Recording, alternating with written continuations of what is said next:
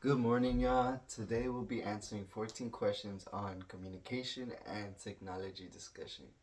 With that being said, first question: if cell phone technology or the internet disappeared, I don't think my interpersonal communication behavior would change, though I would stop communicating with some people due to the fact that I sometimes communicate with online people that may live far from me. I try to only use technology when I am not busy or don't have things to do. I try my best not to let technology control me, but there are times when technology gets to me and I get distracted from it and then it leads to my procrastination. And I'm pretty sure it can happen to a lot of people. It gets to the best of us. Number two, face to face or video to video are sometimes more rich than email or text due to the fact that you can give information and get a quick reaction, response, and feedback. I think rich is another way of saying full of information and knowledge. Number three, a situation I can relate to the movie No Strings Attached was with my biological father. We got along and would text and call each other up until he got a new family, or he met his wife basically, and he stopped talking to me for a while. Then all of a sudden he started texting me and calling me. I was happy, but only for a moment when I found out what his motives were, which was to use me to escape his immigration problems, which is kind of messed up.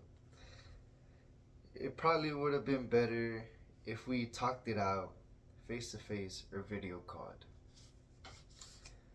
Number four, when it comes to technology and meditated communication, I've never been jealous or insecure. You know, I have been jealous or insecure, just not in that form. So don't be calling me out or anything. Comparison levels of alternatives mean that though you have something, it doesn't satisfy, and you want something better. That is where the media and technology comes in to help you with that. Digital infidelity is cheating on someone secretly online, whether it's exchanging pictures or sending messages. Number five, I can relate to Zane's experience because I tend to turn off my phone and set it aside when I'm on a date with my girl. Phone snubbing, uh, basically, it's the urge to check your phone, whether it's a notification or going through social media. A way we can reduce phone snubbing is turning off phone notifications or completely turning off the phone, putting it to the side, or having a off limits rule for when and when not to use your phone. Number six, well, to the start of communication is opened in the technology world, and you can say whatever you you want, giving people a lot of power, which leads to, I hope I say this right, this disinhibition effect. An example is when me and my friends first met. We made a group chat, and we would just mainly just send memes or have like little small talk. But then we started texting and talking about like our likes and our what we don't like, yada yada. And it got to the point where we got comfortable with it, and we just literally talked about everything without a care in the world. Number seven, the positives of distribution effect is you can keep your identity a secret and you can reach out for help for whatever situation. Examples are mentoring, advice, coaching, or making friends. Number eight, I do not agree with Boyd. I'd much rather have a face to face relationship rather than an online one. I feel like it takes forever to get a message from someone than to just take in person. Excuse me. I feel like I can connect better and better understand a person face to face than just texting. Number nine, it's better to have a face to face or phone call. And I think a lot of this has to do with the last question. There is a better understanding of, of one another than when texting, you just have to assume what they what they meant. And I think a lot of people can agree on that one.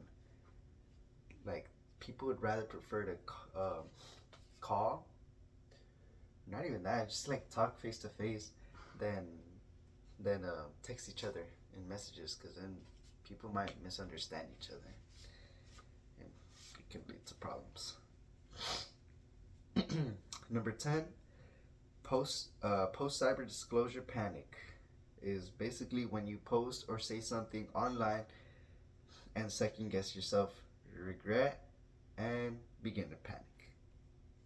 A time I encountered this was a prom night when I posted stuff on Snapchat while I was under the influence of alcohol. I woke up the next day with the regret and panic, and sure enough, I was right.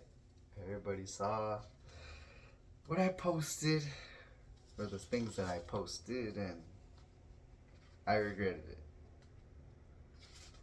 So, guys, do not drink while posting, or do not post stuff while you're drinking.